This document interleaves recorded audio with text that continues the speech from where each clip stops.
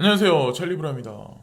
시장 상황이 녹록치가 않으니까 여러분들 막 어깨에 힘도 많이 빠지셨을 거고 아마 기운도 많이 없으실 텐데 조금만 더 힘을 내보자. 이왕에 여기까지 온 거. 그래서 오늘도 이제 새벽에 간밤에 나온 여러 가지 뉴스를 이제 추려서 이제 말씀을 드릴 건데 이제 우리가 포커스를 맞추는 건 사실 오늘 밤이죠. 이 투표의 결과가 어떻게 나올지 그리고 그 결과에 대해서 제롬 파월 연준 의장과 미국 재무장관은 과연 뭐라고 어떤 견해를 필지. 그래서 오늘 영상에서도 곳곳에 이제 숨어 있는 힌트들이 있거든요. 그런 관점으로 영상을 이제 체크하시면서 이제 보시면 전 될 거라고 생각합니다. 일단 첫 번째, 제롬 파월 연준 의장이 이제 말씀하시기를 부채 한도 협상이 타결이 안 되면 디폴트가 될 거고 이것으로부터 미국인들을 보호하지 못할 거야 라는 말씀을 하셨거든요. 제가 누차 말씀드리지만 이번에 부채 한도 협상에 관해서 공화당에서 긍정적으로 투표를 진행 안 시키면 결국에 모든 블레임은 민주당이 아니라 공화당이 질 수밖에 없는 지금 현재 퍼즐 상황이에요. 그래서 시간을 언제까지 끌진 모르겠지만 어쨌건 그들한테 시간을 끌면 끌수록 유리할 건 아무것도 없다는 거죠. 일단은 이러나 저러나 그걸 먼저 말씀드리면서 다음 이슈로 넘어가겠습니다. 자, 일단 두 번째는 뭐냐면 제가 지진이나 화산 분화, 기상 이변 이런 것도 이제 제 영상에서 이제 말씀드리는데 그 우리나라로 따졌을 때 이제 동해상이죠. 동해상 그러니까 일본 앞바다에서 지진이 발생했어요. 여기 나오는 거대로 6.1. 근데 이것으로 인해서 사실 일본 내에 지진이 난다거나 인명피해가 있던 건 아니에요. 근데 제가 이런 거를 주기적으로 말씀드리는 거는 지금서부터 향후 도래하는 10년 정도는 우리가 지진에 관해서 경각심을 갖고 준비를 해야 할 시기라고 이제 전 생각을 하거든요. 그게 왜 그러냐면 그러잖아요. 스페인 제도에 있는 카나리 제도인가? 거기에 있는 라팔 화산인가? 그 화산이 50년 만에 이제 분화를 했는데 일본에 지금 보면 후지산이라고 엄청 큰 산이 있거든요. 한국으로 따지면 백두산 정도 되는 게.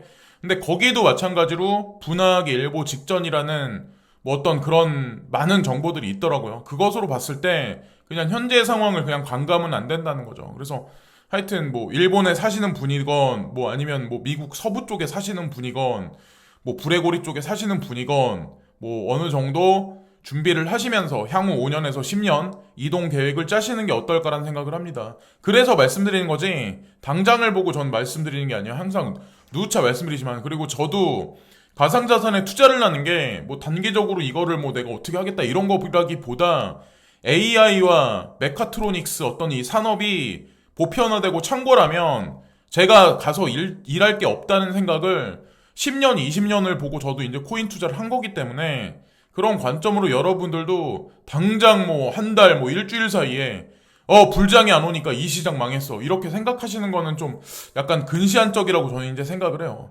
미래를 그렇다고 우리가 그렇게 오랫동안 기다릴 건덕지도 아니고 제가 봤을 때는 그렇게 멀지 않은 시간 내에 아마 승부가 분명히 나올 거예요. 그리고 현재 전 세계 이제 투자 심리가 많이 죽었다는 게 구글 트렌드에 비트코인을 이렇게 딱 검색해 보면 거의 바닥이에요.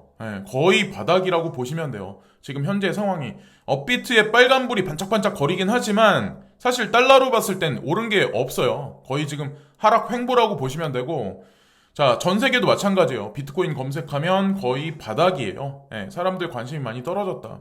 보통 가격이 올라가야 관심을 많이 갖는 게 보통 대부분의 투자자들이죠. 그리고 현재 시장 상황이 되게 아이러니한 게 딱 중립인 게 다우존스 다스 S&P 500 지수 달러 인덱스가 전반적으로 다 상승하고 있거든요. 이런 관점을 과연 지금 현재 투표가 있기 전에 뭐라고 추측을 해야 될까요? 만약에 지금 현재 다우존스 다스 S&P 500 지수가 2% 이상 3%까지 올라가면 투표 결과가 안 나올 거야 라고 판단을 내려서 우리가 그냥 소수로 할 수 있는데 지금 상황이 애매모호한 상황이에요. 그렇다고 만약에 여기서 마이너스 3%, 4% 이렇게 빠지면 투표 결과가 좋게 나올 거야 라고 해서 우리가 베팅을 롱으로 할 수 있는데 지금 애매모호하게 만들어 놨죠. 언제나 그렇듯이. 지금 현재 비트코인, 이더리움, 라이트코인 쭉 보면 썩 좋지가 않아요. 그리고 여러분들이 원화마켓도 많이 보시는데 사실은 달러 기준에서 기준을 계속 보시는 게 어떨까? 그게 더 아마 편하실 거예요. 저는 원화는 거래소 들어갈 때 빼고는 잘 기준을 안 삼아요. 보지 않고. 차라리 키코나 아니면 뭐 블록볼리오를 보면서 비트코인이 지금 사토시 마켓이 어떻게 돌아가는구나.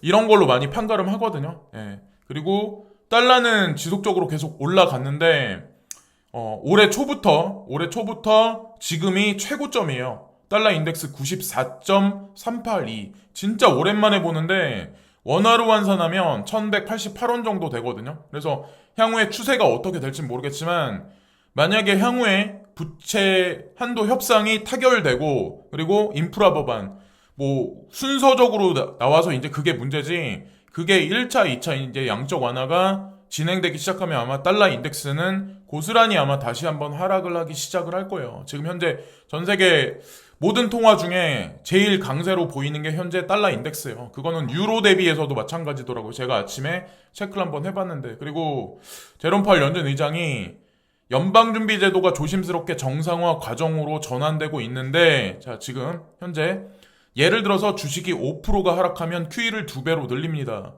예, 제롬 파월 연준 의장이 직접 이거는 말씀하셨다고 하더라고요. 간밤에. 근데 이 한 문장에서 우리가 힌트를 얻을 수 있는데 사실은 그렇거든요. 주식이 5%가 하락한다. 라는 얘기는 우리가 두 가지 시나리오를 볼 수 있어요. 그러니까 부채 한도 협상이 타결되지 않는다. 그래서 다음 달 20일까지 미뤄질 거다. 그러면 당연히 이런 상황이 롤러코스터 상황이 올 수밖에 없는 거고 그 이후에 QE를 2배로 늘리겠다는 얘기를 하는 거죠. 예.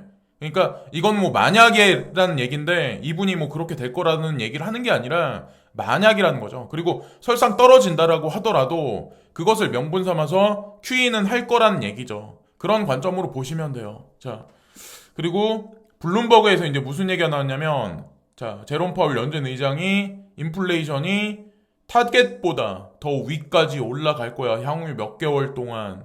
그래서 완화되기 전까지란 얘기를 하거든요. 이 말씀을 보면 인플레이션을 4%까지 그러니까 현재 이제 타겟 목표치가 2%까지 잡았는데 4%까지 또 보고 있다라는 얘기가 어저께 이제 자넷 옐런 의장이 이제 그런 말씀을 하셨잖아요. 그 장관님이 그렇게 말씀하셨잖아요. 그 얘기는 향후에 하반기에 극도의 인플레이션이 도래할 거라는 거를 예측할 수가 있어요. 왜냐면 지금 제롬 파월 연준 의장하고 자넷 옐런 그 장관님하고 재무장관님하고 두 분 다 그런 말씀을 공통적으로 하시잖아요. 그 얘기는 돈이 풀릴 거란 얘기를 하는 거예요. 그리고 여기 완화된다는 얘기는 제가 이제 개인적으로 보기엔 아마 테이퍼링을 시사하는 얘기 같아요. 그런 관점으로 보시면 어떨까라는 생각을 합니다. 그리고 현재 전 세계가 인플레이션이 창궐하고 있는 현재 와중인데 이 모든 것이 에너지 때문에 에너지 가격이 치솟기 때문에 근데 에너지 가격 치솟는 거는 사실 중국의 에너지 부족 현상 그래서 모든 것들이 막 이렇게 벌어진다 퍼즐같이 도미노 현상같이 벌어진다라는 얘기가 있는데 제가 여기서 이제 한마디만 드리면 미국에는 달러트리 플러스라는 한국으로 따지면 다이소 같은 그런 매장이 있는데 그 매장에서 1달러 이상 되는 물건을 수십 년 동안 팔지 않았는데 더 이상은 못 판다. 공산품 가격이 올라가서 라는 얘기를 했대요. 지금 이 얘기는 뭐냐? 인플레이션이 창궐한다는 얘기예요.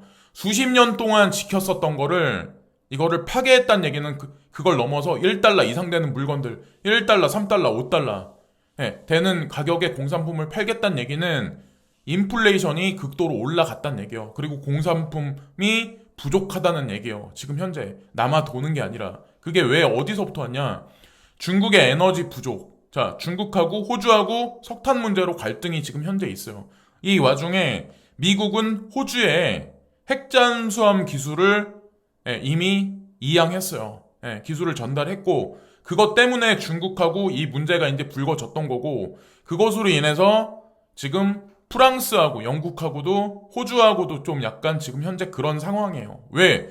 너네가 왜 핵잠수함 기술을 왜 가져야 돼? 뭐 이런 식인 거죠. 그러니까 한참 우습게 봤었는데 갑자기 미국에서 그런 식으로 호주를 밀어주니까 그 와중에 중국이 에너지가 부족하니까 공장 가동이 중지됐어요.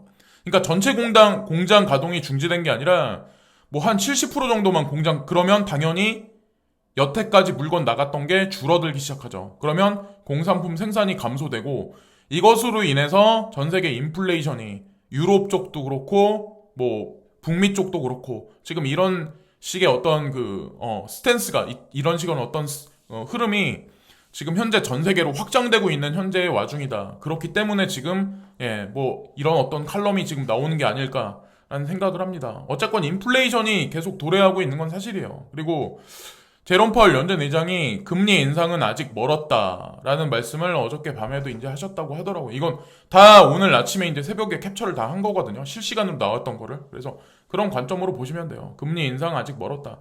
테이퍼링도 시작도 안 했는데 금리 인상에 관해서 우려하는 거는 좀 그렇고 그리고 송버드 그러니까 2020년 12월 22일 날 한국 4대 거래소 내지는 고팍스에서 이 스냅샷을 받으셨던 분들 같은 경우는 뭐 고팍스는 진행한다. 그리고 넥소랑 뭐 비트루 같은 경우는 이제 뭐 진행해서 지급해 준다라는 얘기가 있었는데 더 나아가서 이제 비트스탬프 같은 경우도 송버드 에어드랍 지급해 준다라는 얘기가 있거든요. 이 얘기는 한국 4대 거래소도 저희 이제 그런 생각을 하거든요. 이거 뭐 이렇게 막 달라고 막 한다기보다 저도 어차피 주면 좋죠. 고맙죠. 플레이어도 아직 못 받은 상황이긴 하지만 어쨌건 적잖게 저도 이걸 그때 스냅샷 받았는데 근데 점진적으로 진행해 주지 않을까 생각해요. 기다려 보세요. 비트 스탬프까지 이렇게 한다는 얘기는 그리고 바이낸스나 코인베이스 그러니까 바이낸스가 움직이면 아마도 4대 거래소도